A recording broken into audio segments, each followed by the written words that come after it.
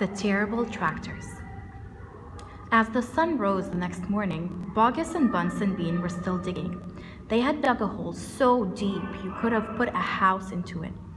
But they had not come to the end of the fox's tunnel. They were all very tired and cross. "Dang and blast," said Bogus. "Whose rotten idea was this?" "Bean's idea," said Bunce. Bogus and Bunce both stared at Bean. Bean took another swig of cider, then put the flask back into his pocket without offering it to the others. "Listen," he said angrily. "I want that fox, and I'm going to get that fox. I'm not giving in until I've strung him up over my front porch, dead as a dumpling." "We can't get him by digging, that's for sure," said the fat Bogus. "I've had enough of digging." Bunce, the little pot-bellied dwarf, looked up at Bean and said, "Have you got any more stupid ideas, then?" "What?" said Bean. "I can't hear you."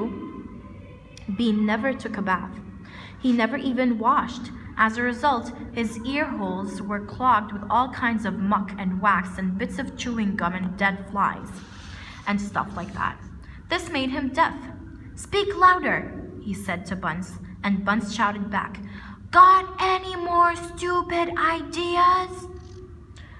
Bean rubbed the back of his neck with a dirty finger. He had a boil coming there and it itched. "What we need on this job," he said, "is machines. Mechanical shovels. We'll have him out in 5 minutes with mechanical shovels." This was a pretty good idea, and the other two had to admit it. "All right then," Bean said, taking charge. "Bogus, you stay here and see the fox doesn't escape. Bunce and I will go and fetch our machinery.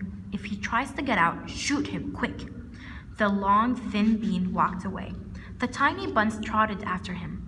The fat Bogus stayed where he was with his gun pointing at the foxhole. Soon, 2 enormous caterpillar tractors with mechanical shovels on their front ends came clanking into the wood. Bean was driving one, Bunce the other. The machines were both black. They were murderous, brutal-looking monsters. "Here we go, then," shouted Bean. "Death to the fox," shouted Bunce. The machines went to work, biting huge mouthfuls of soil out of the hill. The big tree under which Mr. Fox had dug his hole in the first place was toppled like a matchstick. On all sides, rocks went flying and trees were falling, and the noise was deafening. Down in the tunnel, the foxes crouched, listening to the terrible clanging and banging overhead. "What's happening, Dad?" cried the small foxes. "What are they doing?" Mr. Fox didn't know what was happening or what they were doing. "It's an earthquake!" cried Mrs. Fox. "Look!" said one of the small foxes.